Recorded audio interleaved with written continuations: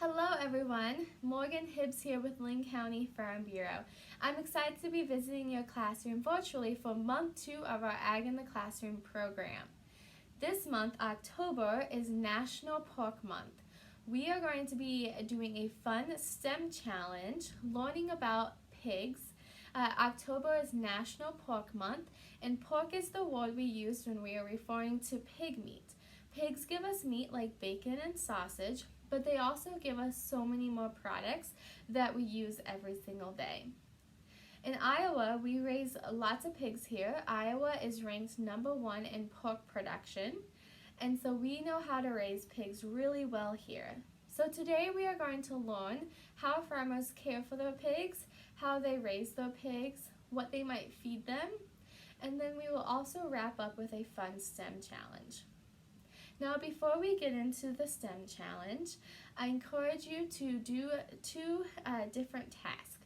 There is a book link on our website, www.linncoag.com. You can read the story called My Family's Pig Farm, or you can watch the video, The Ohio Pig Farm. Both are great. Depending on the time that you have, you can watch the video and read the story, or you can do one or the other. When you've read the story or watched the video, you can come back and resume play. Now that you've listened to the video or read the story, in those you might have seen how pigs are raised here in Iowa. Now, farmers can choose to raise their pigs outside, or they can raise their pigs inside. Pigs used to be raised only outside. I have pictures of my grandpa when he had pigs outside in the pasture. They would give them grain, but the pigs would also graze for insects and bugs and things like that in the field. Today, in modern pork production, most farmers choose to raise their pigs inside. Now, in the story and the video, you might have seen some of the different reasons why farmers would choose to raise their pigs inside, especially farmers who have lots of pigs. There are farmers who have just a few pigs that might choose to raise them outside still.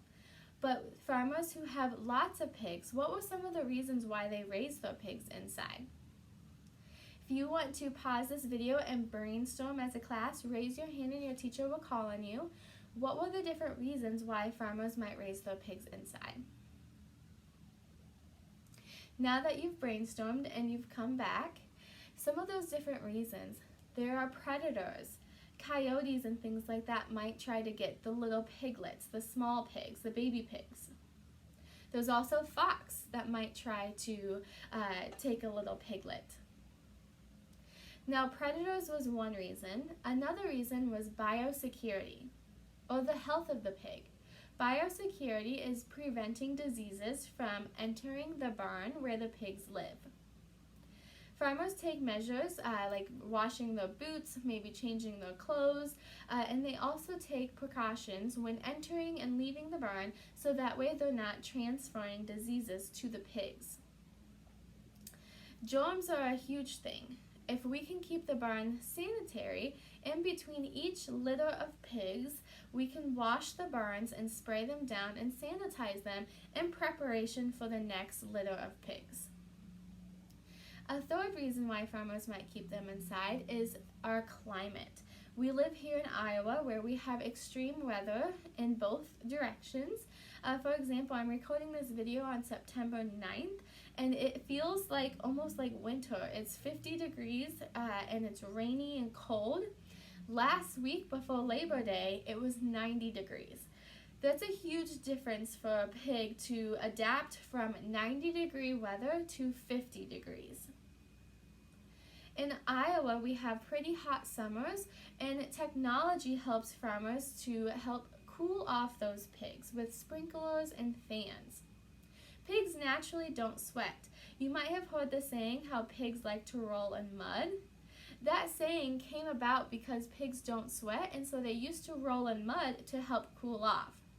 Today's barns are very sanitary, and there are slats in the floor so that any manure or mud or things like that will fall through the slats in the floor, so that way the pigs are in a clean environment. But that's where that saying came from, is because pigs don't sweat, so farmers can use sprinklers and fans and temperature control in the barns to help cool them off. Same as in the winter time, in Iowa we can get lots of snow and we can get pretty cold climates. In the winter time, the farmers can use a heater to help keep the barn warm for the pig. There are lots of different reasons why pigs might live inside, but those are just a few. So today we are going to do a fun activity where we are going to do a STEM challenge, building a pig barn. Before we get to that, I have some samples to show you. So here is a ear of corn. From the story, can you name the ear of corn? Is this sweet corn? This is not sweet corn. This is field corn. This is the type of corn that we feed to animals. It's also called dent corn because it looks like someone stuck their nail in all of the seeds. The corn is not fed to the pigs usually like this. It's usually ground up into a small kernel, a cracked kernel, so that way it's easier for the pig to digest. Now pigs are omnivores, just like people. They can eat both meat and plants. So they can eat insects and bugs, but they can also eat seeds and plant material. So here is some corn that has just been shucked from the cob. And here are some soybeans. Pigs like to eat soybeans. These soybeans are from last year's harvest. We harvest the soybeans when they reach the end of their life cycle, when they're at the mature stage. And here are some soybeans that have been harvested from the pods, but we also grind up the soybeans into a fine powder, or soybean meal we call it, which is just really small crushed up soybeans, so it's easier for the pig to digest. The pig will also eat minerals and vitamins, just like how you might take a daily vitamin. Okay, now to get to our activity. So this is a Build a Barn STEM challenge. You have a sheet in your kit or available on our website. I'll hold this up so you can see it. First, I would like you to design a blueprint. Think about the video or the story that you read. What did the barns look like? I would like you to draw a barn in this area right here in the middle of your sheet. Draw a blueprint of a barn. Down below, I would like you to write a paragraph or list, depending on what your teacher would prefer. You can write a paragraph or list the reasons why pigs might live inside.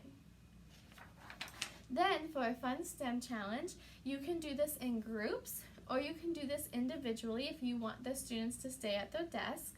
But we are going to design a pig barn with marshmallows and spaghetti sticks. Marshmallows are actually a pork product.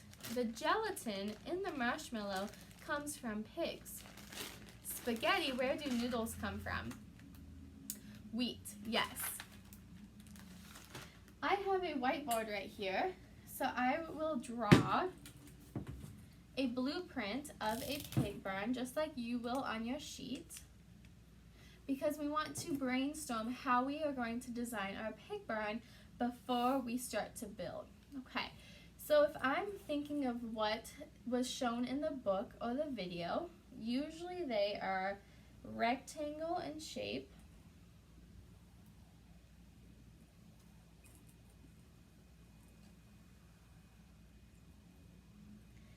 And they have a slight peak to the roof.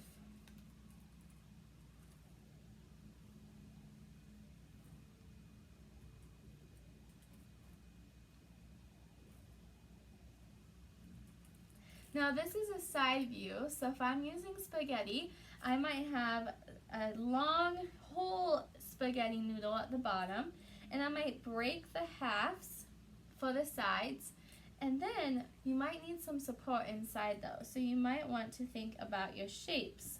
How can you connect the spaghetti to help hold your pig barn up?